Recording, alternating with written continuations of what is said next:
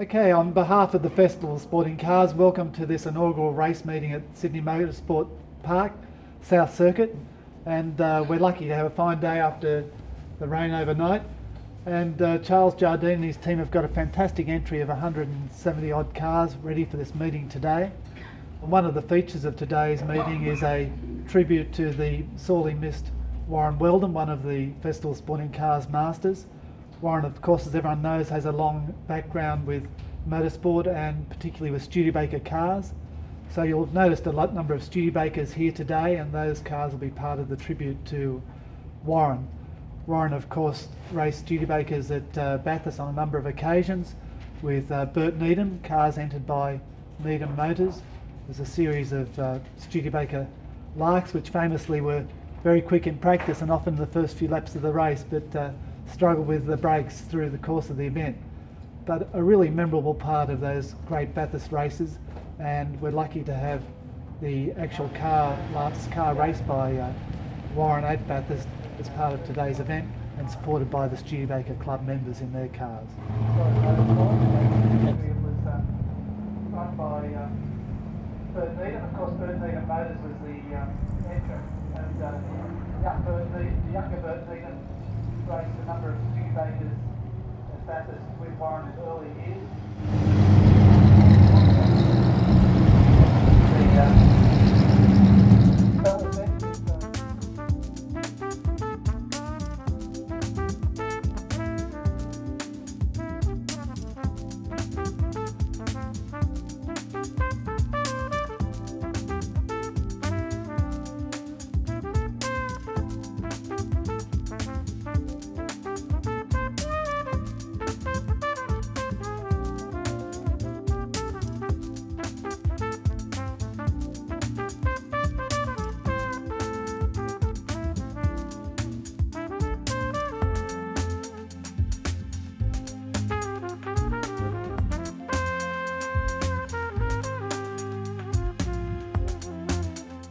My dad was a Studebaker fanatic, I guess. He bought a 53 Champion in 1954, and that was our family car. And I was only a couple of years old at the time, and Dad had that until 1960.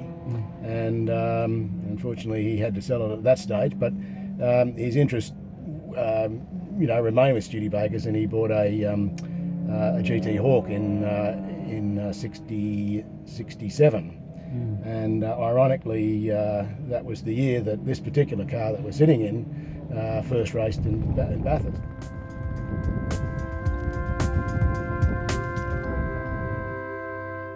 Tell me a bit more about Warren. Did you know him personally at all? Look, unfortunately, I didn't know Warren. It's a regret of mine. I bought this car in April from Perth, where it had been for the last 18 years.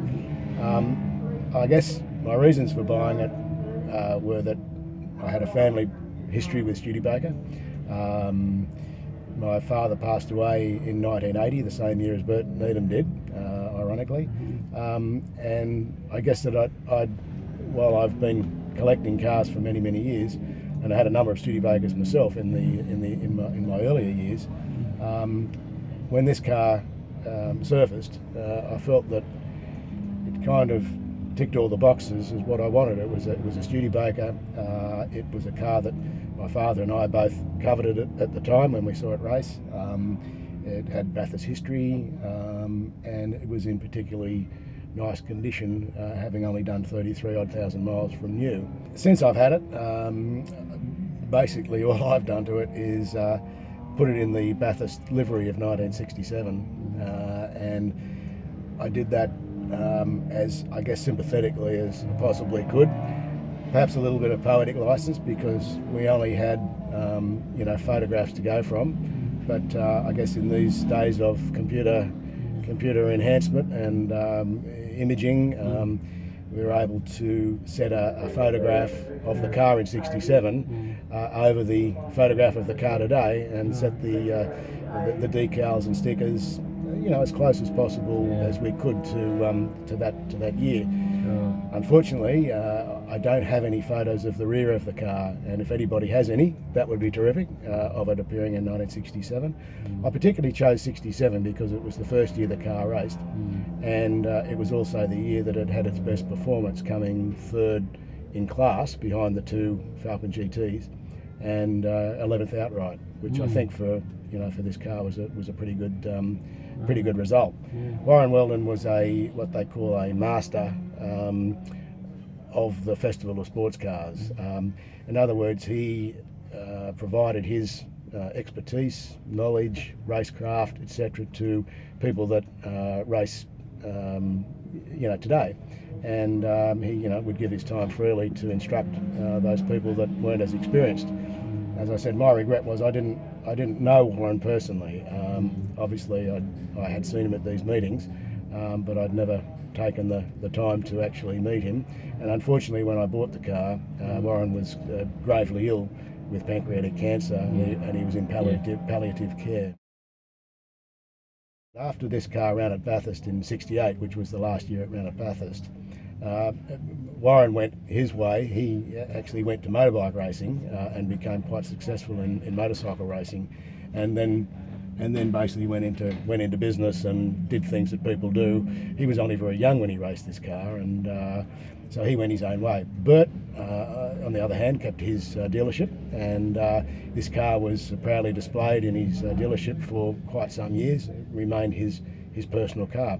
He did some events in it at Catalina Park, at Warwick Farm, and other local tracks. He actually fitted in 1968 or 1969. He fitted an R4 Avanti engine, specially tuned by Andy Granatelli, and that's got twin 4 barrels. From what I'm told, it's a pretty rare engine. It was a crate engine that came out from America. At the same time, he fitted a T10 4-speed transmission, which is in the car today.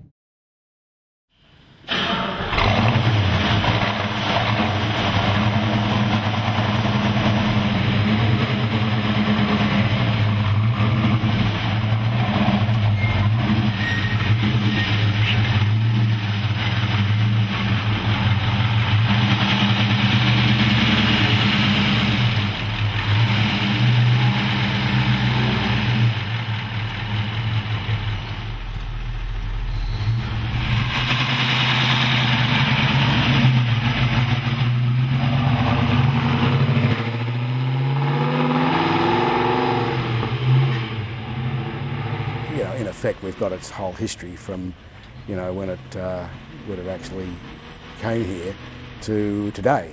But there are a couple of gaps, and I guess that the gaps are specifically relating around, was it a police car or wasn't it? What year did Bert actually get it? I believe that it would have had the 289 and 3-speed manual, which was part of the police spec. Obviously today it's got the R4 Avanti engine in it. And the question is, was that a crate engine shipped direct from Granatelli in the States, or was it bits that Bert actually acquired? The records that I've got show the car being acquired by Alan Mottram, who interestingly was a Victorian policeman who actually raced Studebakers at Bathurst for the Victoria Police Motorsports Club. He didn't race this particular car because it was run by Weldon and Hall in both '67 and '68, but he certainly had the car in 1985, and the question is, was he the first owner after Bert's death, after the family sold it, or was there another owner in between? Its next part of its life will be at the Bathurst Museum, the National Motor Racing Museum, and it's heading up there probably just after Christmas, and it'll spend 3 or 4 months up there prior to the Nationals, the Studebaker Nationals, and I'll be taking the car out of Bathurst and up to the Studebaker Nationals for the concourse up there. we're also going to organise a run up there at some stage while the car's there to have lunch up there and visit the car, so to speak. So that'll be great.